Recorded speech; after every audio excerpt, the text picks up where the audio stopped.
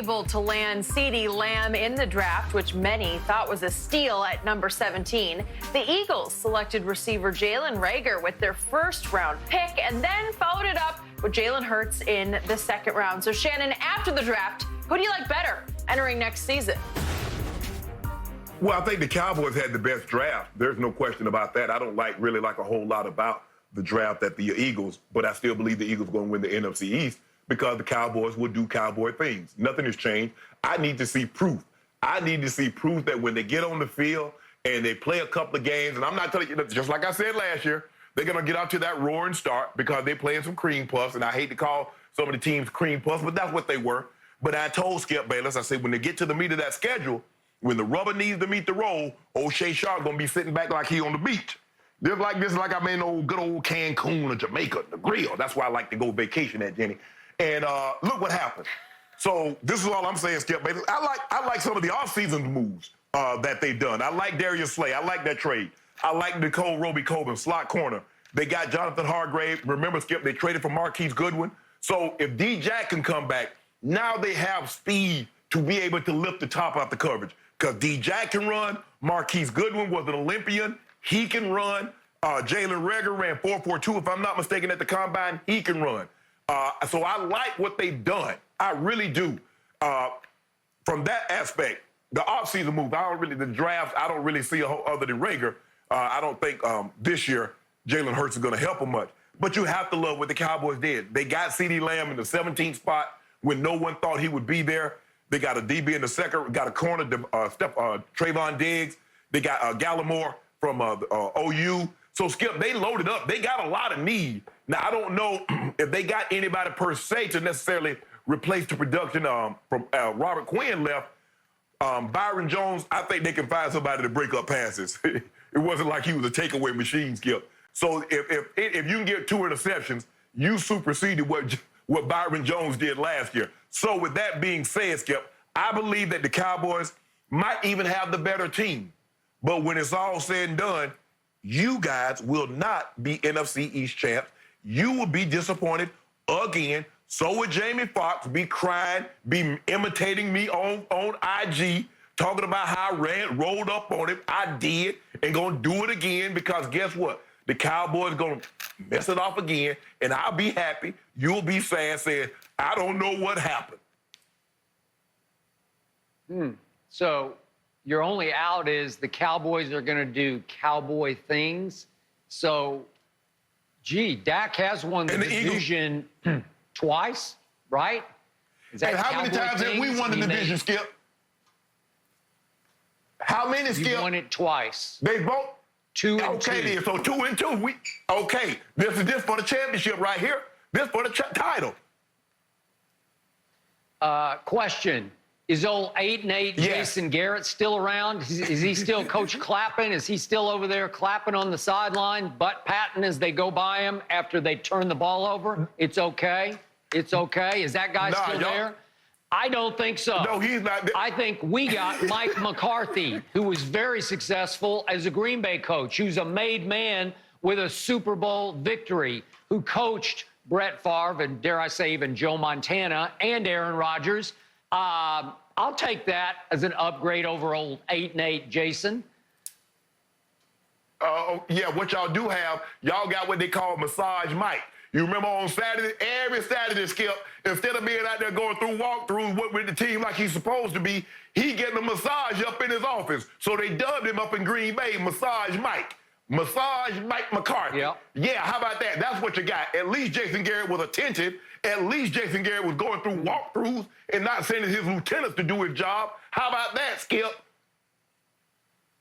Heck, if I know Jerry Jones, he probably liked the fact that he was Massage Mike. That might have been why he hired him. Take your, have your fun when it's time to have your fun, because we know Jerry does. So here's the point. Yes. This offseason, on paper, my Dallas Cowboys have shot past the Eagles. I'm just doing it on paper, and I give you Darius Slay. He can play. That was a sweet pickup. And Roby Coleman's pretty good. We know he got away with something a couple of years ago in the NFC Championship game that will live in infamy. Yes, he did. But he can play. So I give you those two. but you're missing the point. Look at all the defections and all the losses. Malcolm Jenkins, the leader of that secondary, is now a New Orleans Saint.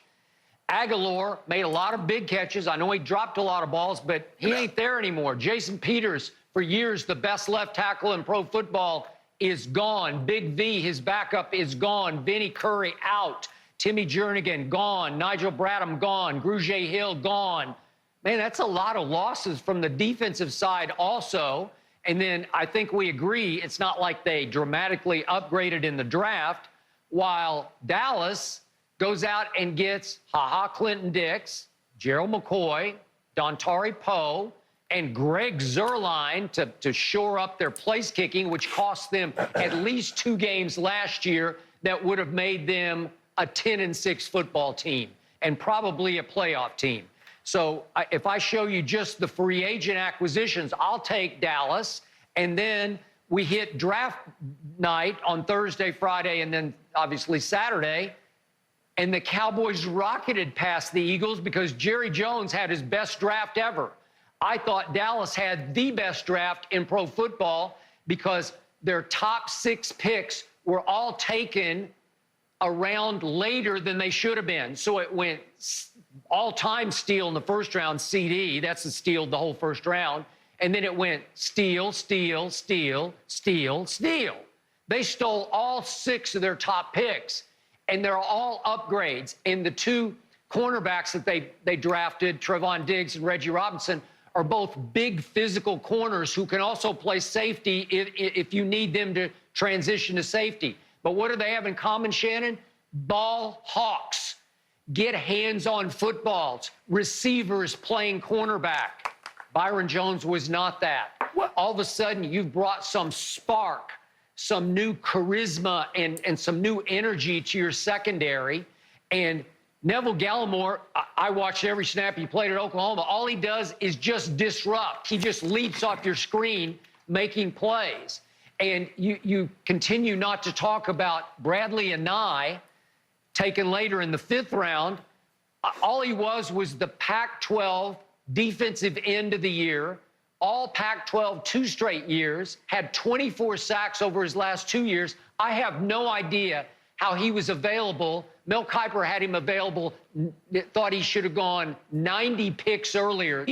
And he will help. And I believe Aldon Smith will be reinstated. I believe Randy Gregory will be. And I think they're going to contribute along with Bradley Anae, the cliff diver from Hawaii.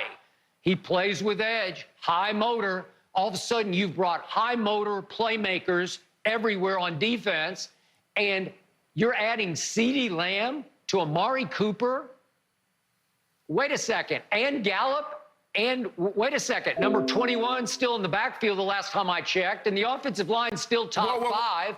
It's explosive. Whoa. I'm looking at firepower. No, wait a minute. You tell me, you just told everybody just 2 weeks ago, Zeke Elliott looks like he was still running in Cabo Sand. He's not that same guy. You only want Amari to play at home games. Jerry vastly overplayed because the guy tapped out against the Eagles. He tapped out against New England. He tapped the Jets. But now all of a sudden you heaping praise. Also, now it was me. I like Stephon Diggs. You said, when I watched Alabama, he didn't leap off the screen. Now, all of a sudden, he's with the Cowboys. He's jumping out the Jumbotron. What? What is this? First of all, another thing, Skip Bayless. No, I can walk. Hold on. Go ahead. Okay, look, Trevon Diggs. I just didn't like him against LSU because Jamar Chase was just picking on him. And it scares me, it haunts me, which is why I said publicly, I didn't say it on Undisputed, I tweeted this before the draft, I don't like Trevon Diggs at number 17 in the first round, where a lot of people were mocking him to Dallas, and I was mocking that pick. That's no good. But if you can get Trevon Diggs, who might have gone to you at 17, if you can get him at 51, are you kidding me? That's a steal. Then it's worth it that he had one really bad game against LSU, because a lot of people had bad games against Joe Burrow.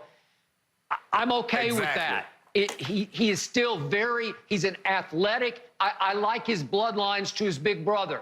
He's a receiver playing cornerback. It's something we haven't had before. And I think he's got a little spark to him.